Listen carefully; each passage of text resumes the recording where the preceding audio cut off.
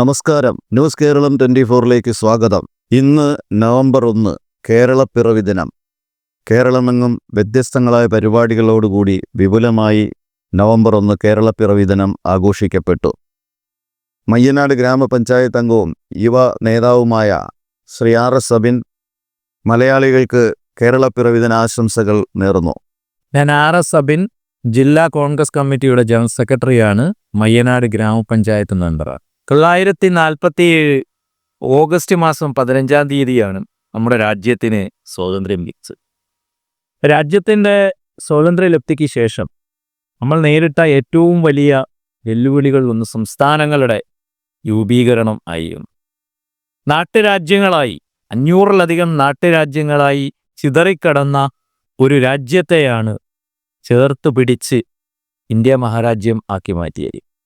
ഇതിൻ്റെ ഭാഗമായിട്ടാണ് 1956 നവംബർ മാസം 1-ാം തീയതി തിരുവിതാംകൂറും തിരുക്കൊച്ചിയും മലബാറും കാസർഗോഡ് താലൂക്കിൻ്റെ ഭാഗവും ചേർത്ത് വെച്ചുകൊണ്ട് കേരള സംസ്ഥാനം രൂപീകൃതമായത്.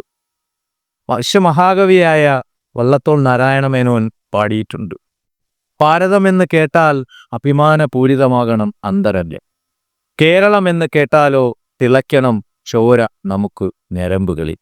എല്ലാ മലയാളികൾക്കും, ലോകമെമ്പാടുമുള്ള എല്ലാ മലയാളി സുഹൃത്തുക്കൾക്കും, സഹോദരീ സഹോദരന്മാർക്ക് ഹൃദയം നിറഞ്ഞ കേരളപ്പിറവി ദിനാശംസകൾ.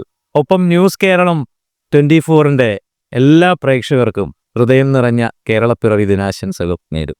കൊല്ലം ജില്ലയുടെ ചരിത്രവും സവിശേഷതകളും പരിചയപ്പെടുത്തുന്ന മ്യൂസിയം ഉൾപ്പെടുന്ന ശ്രീനാരായണ ഗുരു ഓപ്പൺ യൂണിവേഴ്സിറ്റിയുടെ ആസ്ഥാന മന്ദിരത്തിന്റെ നിർമ്മാണ പ്രവർത്തനങ്ങൾ ഉടൻ ആരംഭിക്കുമെന്ന് ഉന്നത വിദ്യാഭ്യാസ വകുപ്പ് മന്ത്രി ഡോക്ടർ R. ബിന്ദു അറിയിച്ചു. ശ്രീനാരായണ ഗുരു ഓപ്പൺ യൂണിവേഴ്സിറ്റി ആസ്ഥാന മന്ദിരം നിർമ്മിക്കുന്ന കൊല്ലം മുണ്ടയ്ക്കൽ കച്ചിക്കടവിലെ നിർമ്മാണ സ്ഥലം സന്ദർശിക്കുകയായിരുന്നു മന്ത്രി.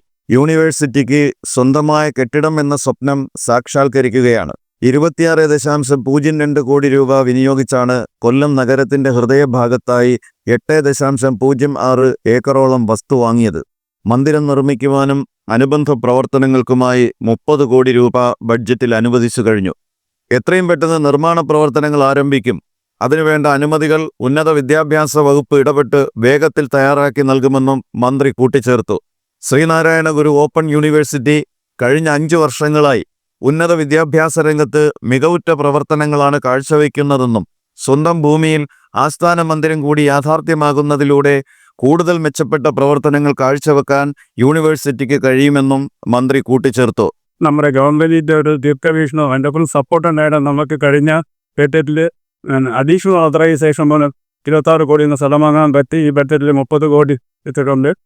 ആധുനിക കേരളത്തിന് മൂലക്കല്ല് സ്ഥാപിച്ച ശ്രീനാരായണ ഗുരുദേവന്റെ പേര് ആസ്ഥാന മന്ദിരം മാസ്റ്റർ പ്ലാനിന്റെ വീഡിയോ ചടങ്ങിൽ പ്രദർശിപ്പിച്ചു.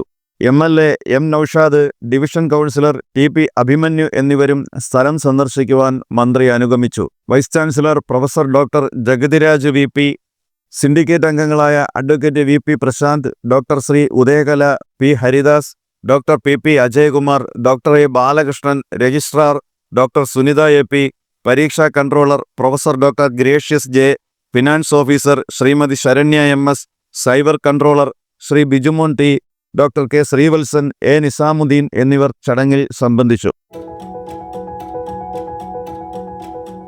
ന്യൂസ് കേരളം 24.